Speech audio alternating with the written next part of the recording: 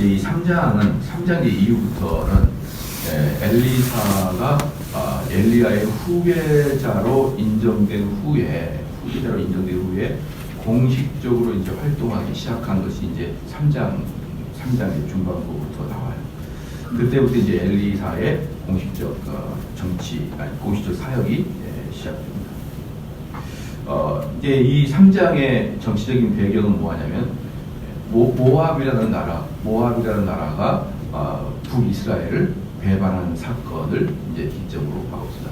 이 이스라엘 땅은요, 남유다 북이스라엘에 보면은 북이스라엘은 다윗 이후에 이 모압이라는 나라를 계속 지배하고 있었어요. 모압이라는 나라를. 그래서 다윗 이후부터는 모압이 계속 북이스라엘에다가 양을 저곡으로 받습니다. 양을. 그 모압이 어디겠어요? 그 모압이 어디냐면은 이스라엘이 이제 북쪽이잖아요. 북이스라엘 북쪽인데 북동쪽, 요단강을 건너서 북동쪽. 그 나라는 후진국이에요. 지금도 가보면은 그 모압이라는 지역을 우리가 여행을 갈 수가 있어요. 이스라엘 가고 요단강을 건너면은 그쪽에 있는데 그 북동쪽에 모압이 있는데 거기는 지금도 뭐 땅이 황폐합니다. 뭐 특별히 무슨 뭐가 발전할 수 있는 그런 배경. 그리고 지금도 희한한 게 그게 뭐냐면은 지금도 그 모압 북쪽 모압 땅 지금 모압 땅 가보면은 여전히 지금도 양을 많이 쳐요. 양을 많이 치. 희한한 게 이스라엘은 참 독특한 게 어떻게 3,4,000년 전에 그 어떤 경제 상태나 생활 형태가 지금도 비슷하게 유지되고 있는지가 그게 정말 그게 아니다가도 모르겠어요. 희한한 그 나라죠. 예. 지금도 이제 그쪽에 가보면은 여전히 목동 같은 사람들이 많습니다. 그리고 이제 남유다는 누구를 계속 지배하고 있었냐면 에돔을 지배하고 있었어요. 그러니까 이 요단강을 중심으로 요단강 서쪽은 이스라엘이 있고 요단강 동쪽으로 북쪽은 모압, 남쪽은 에돔 이렇게 있었습니다. 북쪽은 모압, 남쪽은 에돔. 근데 에돔은 북이스라엘이 지배하고 남쪽은 에돔이 지배. 에돔이 에서의 후손이죠. 그렇게 이제 두 나라가 각자 다윗 이후에도 북과 남으로 나눠서 계속 조공을 바치는 형태로 있었습니다. 이제 그럴 때였어요. 그럴 때였는데 3장 1절에 유다왕 여호사밧의 18년에 아합의 아들 여호람이 사마리아에서 이스라엘 왕이 되어 12년을 치리하니라. 그러니까 여호람이 12년이 지난 주입니다. 여호람이 12년이 지난 주였는데 2절에 저가 여호와의 보시기에 악을 행하였으나 항상 악을 행합니다. 그러나 여호람은 자기 아버지보다는 덜 행했어요. 그래서 그 부모와 같지 하지는 아니하였으니 이는 저가 그 아비에 만든 바알의 주상을 제하였습니다. 그러니까 바알의 주상을 제하였다. 주상이 뭐냐 그러면은 그 석가모니도 이렇게 붙여도 이렇게 딱 만들려면 밑에 단상을 만들어 버리잖아요. 그 단상이 이제 주상이에요. 단상. 그런데 이제 이 당시에는 바알은 그렇게 뭡니까 바닥에 이렇게 돌로 단상을 만들고 그 위에 바알 상들을 올렸습니다. 그래서 그 주상, 그 반석 자체를 제거해 버렸다는 것이죠. 그 아비는 전국적으로 바알을 공식적으로 이스라엘의 종교인 것이 마냥 전국적으로 이렇게 배포를 했는데 그 아들은 그것을 제하기 시작하였다라는 것이죠. 여기서 이제 보면은 종교 개혁도 마찬가지예요. 종교 개혁도 이 당시는 이제 뭡니까 야합의 아들 여호람은 그나마 그래도 종교 개혁을 한 거예요. 근데 종교 개혁을 하는데 완전한 종교 개혁이 아니라 반만 종교 개혁을 일으킵니다. 반만. 이제 3절에 보면 그게 나와요. 그러나 저가 느바스의 아들 여로보암이 이스라엘로 범하게 한 그 죄를 따라 행하고 떠나지 않았더라. 그러니까 바알 실은 제거했는데 북이스라엘의 일대 왕이었던 여로보암이 했던 그 죄는 그대로 행하고 있었다라는 것이죠. 그러면은 그 여로보암이 했던 게 뭐냐 그러면요, 네 가지를 여러 모함해줬어요. 네 가지를. 첫 번째는 베델과 단에다가 금송아지를 만들었었죠. 금송아지를 그러면 금송아지를 만든 거하고 이 바알 신하고는 어떤 차이가 있느냐? 금송아지는 형태가 보이는 여호와 하나님을 가리키는 거예요. 형태가 보이는 여호와 하나님. 그러니까 그것은 금송아지를 섬기는 게 아니라 여호와 하나님을 상징하는 그런 주물을 만들어요. 주물을 만들었어요. 그러면 금송아지 뜻이 뭘까요? 당연히 힘의 상징, 풍요의 상징이죠. 금송아지. 그러니까 나의 힘이 되신 여호와, 그런 개념이에요. 그런 개념. 나의 힘이 되신 여호와예요. 그렇죠? 그러니까 그러면 목사님, 여호와는 나의 힘이 되는 거 틀립니까? 맞죠. 근데 문제는 뭐냐 그러면요, 여호와 하나님의 성향 중에 어떤 거 하나를 집중적으로 부과시키면 그게 우상이에요. 사랑만 부과시키거나, 힘만 부과시키거나, 또는 거룩만 부과시키거나, 또는 진노만 부과시키거나, 이 한 가지를 부과시키는 거 있잖아요. 여호와 하나님에 대해서 한 가지를 부과시키는 것은 필히 우상으로 빠지게 됩니다. 필히. 우리에게 능력 주시는 자, 그것을 부과시켜요. 이런 것들을 조심해야 돼요. 그래서 왜 그러냐 그러면은 여호와 하나님에게는 여러 속성이 있는데 그 속성 중에 하나를 선택하고, 그 다음에 그 하나를 선택해서 그것을 어떤 힘이면 소, 지혜면 무슨 책, 그렇잖아요. 사랑이면 무슨 빨간색 하트, 이런 것들을 만약에 그 종교의 심볼로 만들어 놓는다. 그러면 필히 그 심볼에 포함되어 있지 아니하는 여러 속성들을 빠져버리잖아요. 그것이 바로 하나님을 경홀히 여기는 거라. 그 송아지를 넣어놓으면은 지혜의 하나님은 살짝 가려지게 되어 있단 말이죠. 송아지를 넣으면은 사랑의 하나님이 살짝 가려지게 되어 있단 말이죠. 그러니까 이런 식으로 하나님의 속성 중에 일부분을 가릴 수밖에 없는 것이 뭐예요? 형상을 만드는 거예요. 형상을 만든 이유는 우리가 보고 쉽게 이해할 수 있지만, 그렇잖아요. 그러나 또 뭐예요? 다른 많은 부분에 대해서 잊어버릴 수가 있는 것이죠. 잊어버릴 수가 있어요. 그러니까 이게 대단히 기독교에서는 잘 기억하고, 심지어 십자가조차도 어때요? 십자가조차도 딱 보는 순간에 승리와 영광의 하나님이 살짝 가려져요. 안 그러나요? 희생과 그 다음에 죽음과 우리의 죄악을 위해서는 그게 싹 보이지만, 부활과 승리와 지금 온 세상을 다스리는 권능의 하나님에 대해서는 가려지게 된단 말이죠. 그래서 이제 보편적으로 우리 개혁교회에서는 예배당 안에 십자가를 가급적이고 거치하지 않는 이유가 바로 그것 때문에 그런 거죠.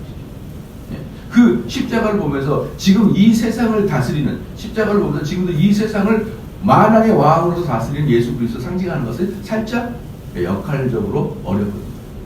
그렇잖아요.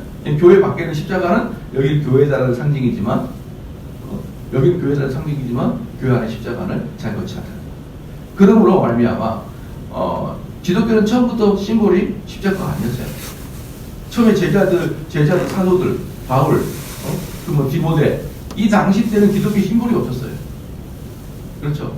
심볼이 없었어요. 그래서 그 사람들은 서로 숨어서 기독교라는 것을 어떻게 표현했죠? 땅에다가 물고기를 그렸어요. 물고기를 그러면 물고기의 그 이름이 물고기라는 이름이 익투스입니다. 익투스. 근데 익투스라는 것은 뭐냐면 예수 그리스도는 나의 왕이요 나의 주라는 그 라틴어의 초성을 따라서 써보면은 맨 앞에가 예수 그리스도죠. 이예수. 그래서 라틴어로 아이예요. 이예수. 예수 그리스도는 나의 구주요, 나의 왕이다, 나의 주인이다, 나의 구주요, 나의 주인이다. 이게 익투스예요. 익투스. 초성이. 그래서 예수 그리스도 나의 왕이요, 나의 주입니다. 이걸 고백하는데 그것을 말할 수 없으니까 물고기를 그리면 너랑 나랑은 그리스도인이구나. 이게 초대교회 때 그 사람들이 숨어 지낼 때 그때 표시는 물고기였어요. 물고기. 그렇거든요. 그러니까 가끔 가다가 어디 이렇게 기독교 출판물이나 이런 것에 그 물고기 그리면은 오병이어인가? 그렇게 생각하면 안 돼요. 그렇게 생각하면 안 되고 초대교회 때 익투스라는 의미가 있습니다. 그것처럼 십자가가 기독교의 심볼이 된 것은 한참 후에 몇 세기가 지난 다음에 기독교의 심볼로 십자가가 됐었다. 그렇기 때문에 처음부터 기독교는 십자가가 기독교의 상징은 아니었다. 처음에는 상징 자체가 없었다. 그러다가 수세기가 지난 다음에 이제 십자가로 그럴 때 아마 만약에 십자가가 심볼이 되지 아니하고 어떻게 될 수 있냐 그러면 마구도 구유도 심볼이 될 수 있었고 그렇잖아요. 또 그 다음에 십자가 대신에 베드로가 깨달았던 닭이 심볼이 될 수 있었어요. 그래서 여러분 프랑스 축구팀 보면 닭이 한 마리 그려져 있죠. 닭 그리고 성당 맨 꼭대기에 닭 한 마리가 꼭 끼어 있죠. 십자가 옆에 닭이 한 마리 딱 붙어 있어요. 닭이 될 수도 있었고 여러 가지 또 뭡니까 그 손바닥에 못자국도 될 수 있었고 여러 가지가 심볼이 될 수가 있었어요. 그 중에 십자가가 가장 그래도 그나마 기독교를 잘 알리는 것을 했다고 십자가가 됐지만 애시당초에는 그런 심볼 자체가 없었다는 것이죠. 그래서 이 우상이라는 것은 그런 거예요. 항상 하나님의 속성 중에 무엇인가 하나를 집중적으로 부각시키는 이게 이제 우상이에요. 그러니까 여기서 여로보암이 가졌던 건 뭐예요? 여로보암은 여호와 하나님을 섬기는데 그 여호와 하나님을 살짝 한 곳에 집중해서 섬기는 그런 성향을 드러내는 것이 여로보암이 했던 송아지 우상입니다. 그러니까 이 여로보암이 가졌던 송아지 우상하고 아합이 가졌던 바알은 전혀 다른 거예요. 우리는 지금으로 말하면 여로보암의 우상은 잘못된 기독교를 자꾸 이야기하는 거고 정통 은혜로 구원이 아니라 알미니우스를 이야기하고 또는 세미펠라기스를 이야기하고 기복적인 기독교를 이야기하고 또 내적 치유다고 하면서 그런 기독교를 이야기하는 성경과 잘못된 기독교를 자꾸 이야기하는 이상한 그런 기독교를 갖고 있는 지금 보편적인 교회를 갖고 있는 모습과 비슷한 거예요. 그러나 바알은 뭐예요? 불교나 마찬가지. 불교도 마찬가지. 그러니까 지금 이 여호람은 어떤 겁니까? 잘못된 기독교는 계속 가지고 있대. 자기 아버지가 가졌던 이방적인 성교, 뭐 불교적인 같은 것, 또 무속 종교 같은 것 그런 것은 제거를 한 거죠. 그러니까 여호람 입장에서는 상당히 많은 종교 계획을 자기를 단행했다고 생각했을 거예요. 상당히 많은 종교 계획을 단행했다고 생각했을지 모르지만 사실은 그 하나님을 본질적으로 제대로 섬기지 못함으로 말미암아 종교 계획이 중단된 것이다라고 볼 수가 있어요. 그 다음에 이제 그게 첫 번째 여로보암이 했던 잘못이고 당과 베델에 황금 송아지를 만들었던 것이 첫 번째 잘못이고 두 번째는 뭐냐면은 레위 지파가 아닌 일반 백성들 사이에서 제사장을 뽑아요. 레위 지파가 아닌 일반 백성 사이에서 제사장 뽑아야 돼. 왜 그러냐 그러면 그 레위 지파가 주로 어디에 있으니까 시작 남유다에 다 있어버리니까. 왜 남유다에 레위 지파가 다 있습니까? 레위 지파는 특별히 자기 지분이 없어요. 땅이 없습니다. 그럼 이 레위 지파 주로 어디 있어야 돼요? 예루살렘 성전에 있어야 되잖아요. 그러니까 이 레위 지파가 주로 남유다에 있으니까 제사장 수급이 어려우니까 어때요? 일반 백성들 중에서 그냥 제사장을 만들어 버리는 거죠. 그러니까 차근차근 하나님의 계명을 다 어기기 시작하는 거죠. 그럼 도미도입니다. 그 다음에 그걸 바꾼 김에 뭐도 바꾸려면 제사와 절기도 바꿔버렸어요. 그러니까 이제 완전히 북이스라엘과 남유다는 남남처럼 돼가고 있는 거죠. 제사장을 뽑는 루트도 달라져 버리고 절기도 달라져 버려요. 저는 설날이 좀 없었으면 좋겠어요. 여러분 청와대에다 청원 좀 해주시기 바랍니다. 설날 좀 없애라. 아주 지쳤어요, 진짜. 여러분 설날이 영어로 뭔 줄 압니까? 영어로 설날이 썰날이 아니에요. 그렇게 생각하고 참 어리석은 일이요. 설날은 Chinese Happy New Year이에요. Chinese Happy New Year. 우리 대한민국 이쪽 똥다지 같은 중국 그 명절 세고 있으면 되겠습니까? 전 세계에서 Chinese New Year를 세고 있는 나라는 중국, 대한민국, 몽고 그리고 동남아의 몇 개국. 중국의 영향을 받은. 그러면 그 중에서 제일 똑똑한 나라가 우리나라잖아요. 이건 불만이에요. Chinese New Year 없애길 청원해 주길 바랍니다. 아주 귀찮아요. 돈 주기도 귀찮고. 알았죠? 우리는 신년을 차라리 1월 1일 날 새기나 하지. 이거 무슨 2월 달에 생뚱맞게 새해 복 많이 받으세요. 새해가 지난 지 언제인데 이거 막 이러면서 우리가 후진국 시대 때 겪었던 조선 시대 때 했던 그걸 해야겠습니까? 여러분 조선 시대 때 뭐 설교랑 관계없이 조선 시대 때 우리나라의 최초로 성이 만들어진 게 고려 시대예요. 고려 시대. 그리고 그게 조선 시대로 넘어왔는데 성은 누구한테 왔냐 그러면은 일부 양반들에게만 성이 있었어요. 일부 양반들에게만. 그럼 조선 시대 때 양반은 전체 인구의 7%가 양반이었어요. 다른 말로 93%는 상노, 그 다음에 그 다음에 상노 종. 근데 종이 전체 조선 인구의 종이 50%였습니다. 50%. 그 다음에 나머지가 상놈. 그러니까 상놈은 종은 아닌데 자유가 있는데 그 뭐예요? 종과 비슷한 삶을 살 거예요. 그러니까 종과 상놈의 차이는 자유가 있냐 없냐의 차이예요. 삶의 질은 비스구름합니다. 그러니까 우리들 조상은 뭐 막내로 태어났으면 뭐 막둥이 이렇게 저희 어머니 이름이 조단녀입니다. 조단녀 계속 딸라니까 딸 끊어 조단녀 뭐 이런 식으로 아무렇게나 붙이는 거죠. 삼것이니까 이렇게 뭐 옛날 사람들 다 그렇게 하잖아요. 그런 식으로 이름 붙였어요. 빠꾸미, 빼꼬미 뭐 이런 식으로 개가 짖으면 뭐 개 짖었다 이렇게 그런 이름 붙여서 그러니까 이름이라는 개념 자체가 없었어요. 별로 없었는데 그게 이제 언제부터 이제 뭡니까 갑자기 성이 이렇게 전부 다 이씨요, 김씨요, 뭐 박씨요, 밀양 박씨요, 막 이런 성이 갑자기 생겼냐 그러면 조선 이제 중기 넘어오면서 중기가 서서히 넘어오고 후기로 들어가면서 뭡니까 국가가 어려워졌어요.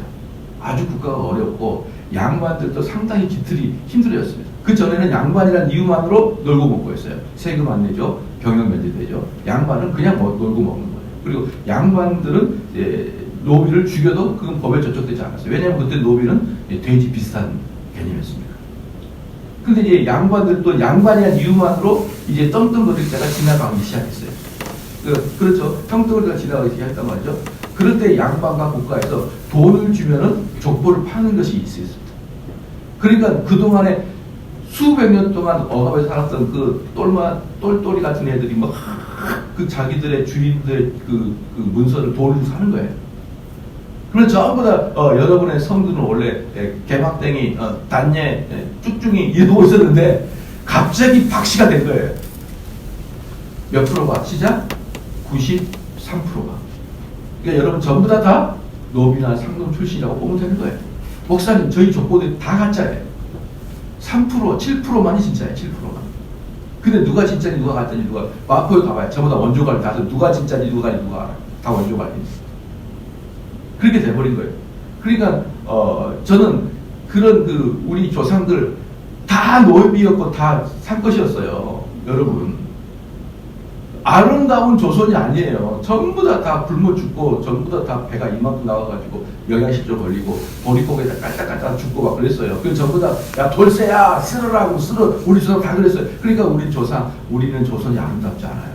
아름답지 않습니다.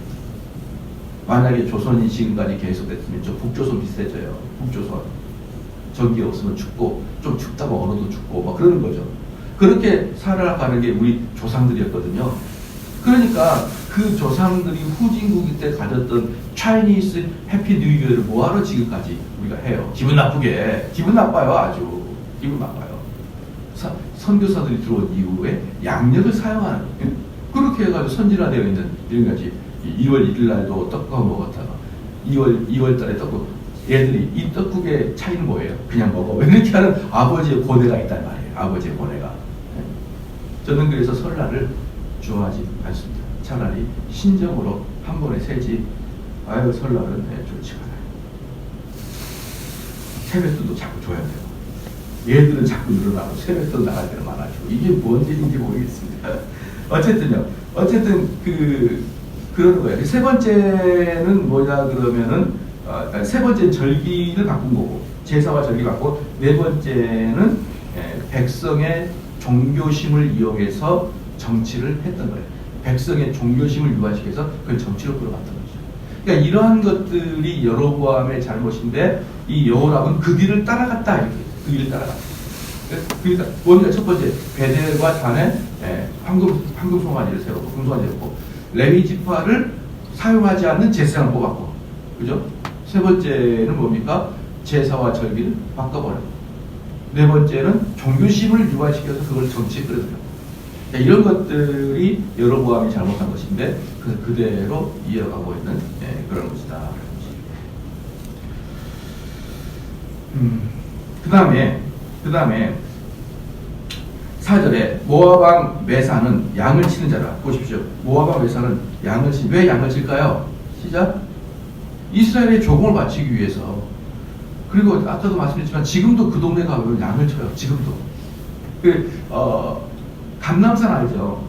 감람산이 예루살렘 바로 맞은편에 있는 것이잖아요. 이렇게 낙타 등처럼 동그랗잖아요. 이게 감람산이고 이게 예루살렘이잖아요. 감람산의 뜻이 뭐예요? 올리브 동산이에요. 올리브 동산. 지금도 가면 올리브 나무가 쫙 깔려 있다니까요. 신기해요. 아주 난 그 나라가 너무. 그럼 그 올리브 나무가 막 2000년 전에 그 나무 아니에요. 조그만 것도 지금도 계속 그 사업을 유지하고 연명하고 있어요. 막 2000년 전 나무를 지금도 있는 게 아니라 무슨 파스카되고 뭡니까 어떤 관광이 많은 게 아니라 지금도 그 사람들은 올리브 나무를 많이 심고 거기서 올리브로 수입을 얻고 그래요. 지금도. 희한하죠. 나는 그래서 야 이스라엘 나라 참 대단한 나라다. 제가 지난번에 얘기했지만 우리 아현동 바로 밑에 보면 애호개역이 있다니까. 애호개역. 아현동 가보면요. 그 애호개역이 뭐냐면 조선시대 때 애기들 무덤이에요. 그럼 거기다 왜 무덤이 있나? 하나도 없어요. 그냥 애호개는 아이들 무덤도 다 이렇게 표만 하나 있어요.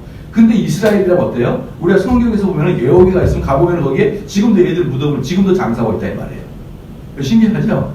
그래서 이스라엘 꼭 가볼 만해요. 아주 재밌어요. 아주 살아있는 박물관 아니고 단지 옛날 그대로 박물같이 만든 게 아니라 지금도 똑같은 삶을 후배들이 살아가고 있다는 거는 야 희한한 나라다 이 나라가. 그런데 어쨌든 여기서 보면은 이 모압이라는 나라가 지금도 양을 치고 있는데 이때도 양이 특산물이었습니다. 이때도. 그래서 양을 치는 자라 새끼 양 10만의 털과 수양 10만의 털을 이스라엘 왕에게 바치냐. 1년에 한 번씩 새끼 양 10만. 왜 새끼 양 10만의 털과 수양 10만의 털이냐면요. 양의 털도 가장 양이 건강할 때 윤기 있을 때 털이 가장 좋아요. 그 털을 벗겨야 됩니다. 그 털을. 그 털을 벗겨가지고 해야 됩니다. 그래서 아합이 죽은 후에 모압 왕이 이스라엘 왕을 배반합니다. 그러니까 아합은 그 아버지가 오므리예요. 오므리의 왕족. 오므리의 왕족이 아합이 죽은 다음에 크게 쇠퇴가 됩니다. 크게 쇠퇴가 되고 모압이 크게 융성하게 되는 거예요. 그러니까 이스라엘과 모압은 원래 비교 자체가 안 되는 나라였어요. 잽이 안 돼요. 이 두 나라는. 그런데 북이스라엘이 쇠퇴가 되고 모압이 강성해지니까 대등해지기 시작한 거죠. 그때 이제 뭡니까? 딱 배반을 하는 거죠. 6절 보세요. 그때 여호람 왕이 사마리아에서 나와서 온 이스라엘을 정복한. 그러니까 여호람 왕이 이제 이 아합을 치기 위해서 어땠냐면은 온 이스라엘을 정복했고 또 남쪽 유다에게도 SOS를 치겠어요. 그러니까 이걸 봐서 무엇을 할 수 있냐 그러면은 북이스라엘이 엄청나게 긴장하고 있다는 걸 알 수가 있어요. 그동안에 수백 년 동안 자기들에게 조공을 바쳤던 그 똘마니 같은 애들이 어느새 훌쩍 커가지고 자기한테 덤비는데 딱 보니까 아주 긴장 상태가 된 거죠. 그러니까 온 이스라엘, 북이스라엘 다 점거하고 남유다에게까지 이야기를 SOS를 칩니다. 또 가서 7절입니다. 유다왕 여호사밧에게 보내어 이르되 모압 왕이 나를 배반하였으니 당신은 나와 함께 가서 모압을 치시겠느냐? 저가 가로되 내가 올라가리이다. 나는 당신과 일반이요 내 백성은 당신의 백성과 일반이요 내 말들도 당신의 말들과 일반입니다. 자 이랬잖아요. 그러니까 이제 모압 뭡니까 남유다 왕이 그냥 이렇게 허락을 했다. 왜냐 그러면요 이 여호사밧의 아들이 이름이 또 여호람이에요. 여호람인데 이 여호람하고 누구하고 아합의 딸 아다리아하고 결혼을 시켰거든요. 정략적 결혼을 시켰습니다.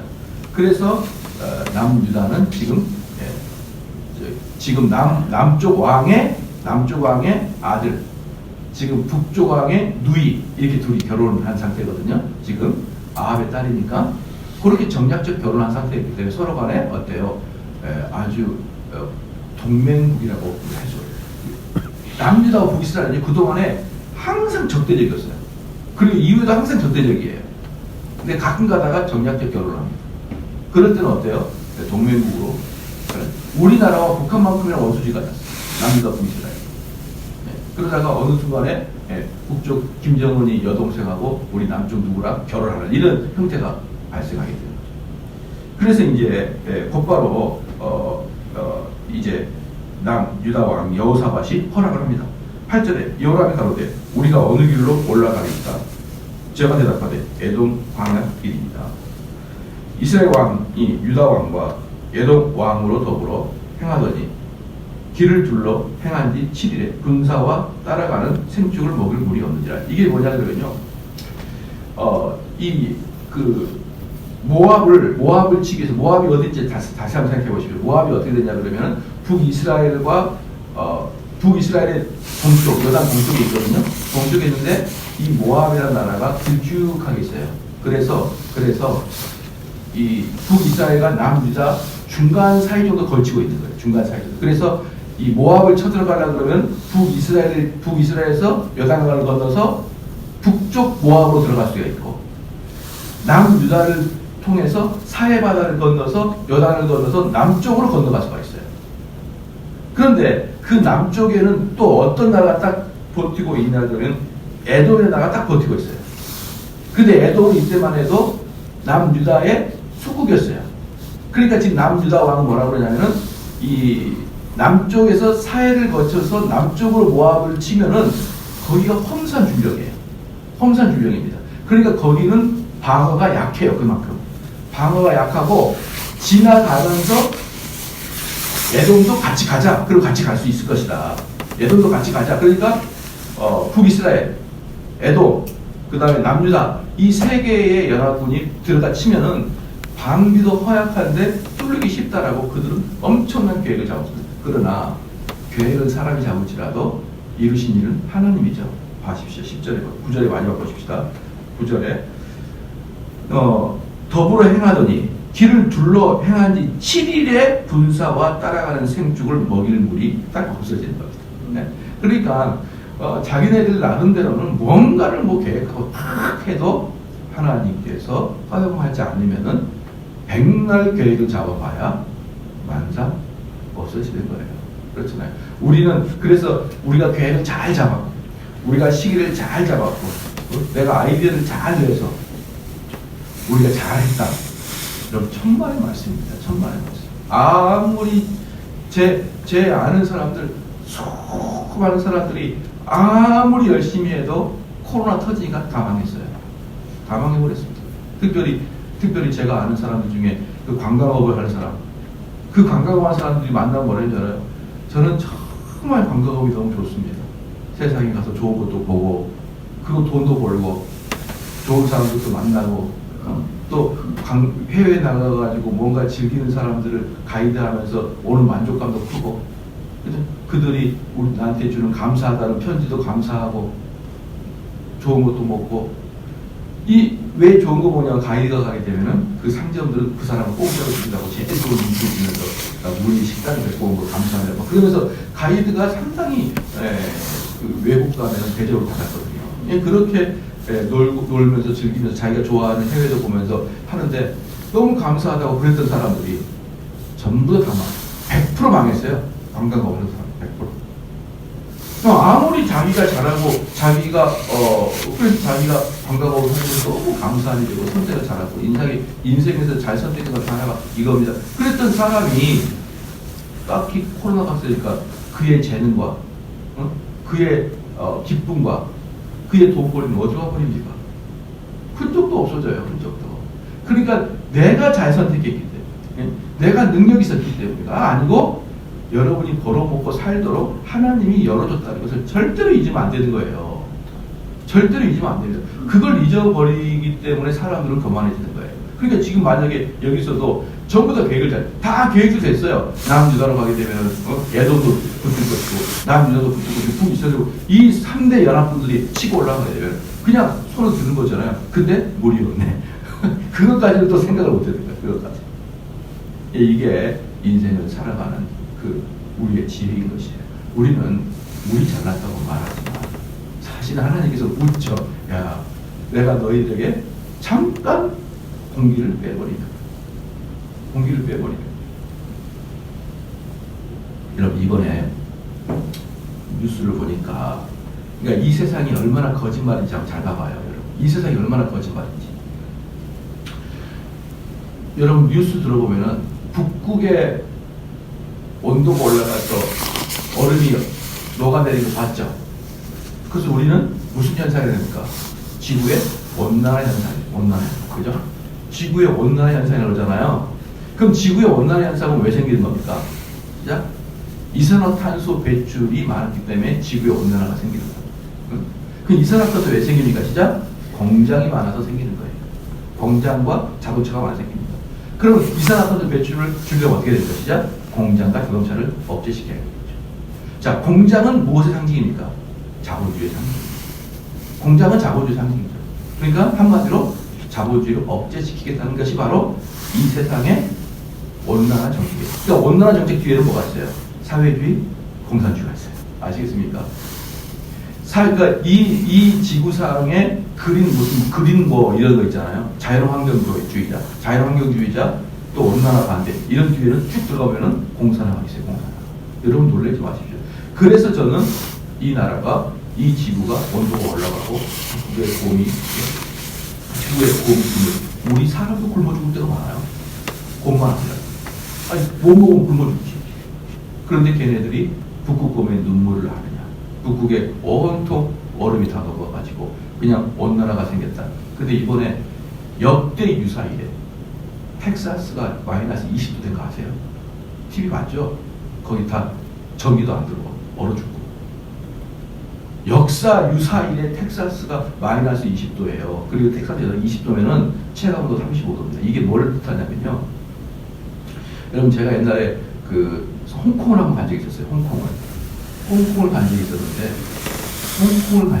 홍콩의 온도가 그때 이제 2월 달에 주로 갔거든요. 성교 2월 달에 갔는데 홍콩 2월 달 온도가 낮의 온도가 한 18도 돼요. 밤의 온도가 한 7, 8도 돼요. 그럼 여러분들 우리는 어때요? 그 정도 온도는 어때요? 괜찮죠? 괜찮아가지고 괜찮은 줄 봤거든요. 근데 문제는 뭐냐면 그런 지역에는 난방이 안 돼요. 난방. 바닥에 보일러가 없어요.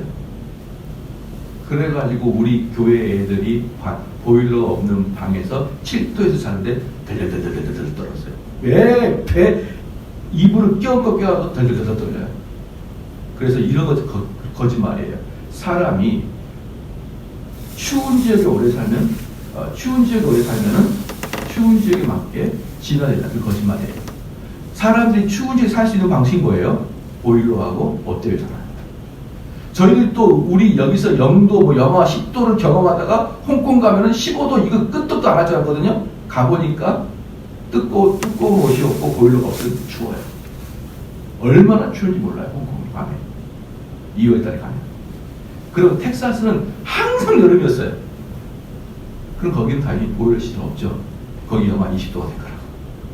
그러니까 죽는 거라고. 할렐루야. 다 거짓말이에요. 다 거짓말. 이 나라의 이 지구의 온난화 이건 꾸역꾸역 들어가게 되면 자본주의 하지 말자는 거예요. 사회주의 하자는 거예요. 사회주의자 외치는 게 항상 그래서 좌파들이 외치는 게 온난화 문제 들어와. 온난화. 옛날에 미국의 대통령 부대통령 고엘인가 있어요.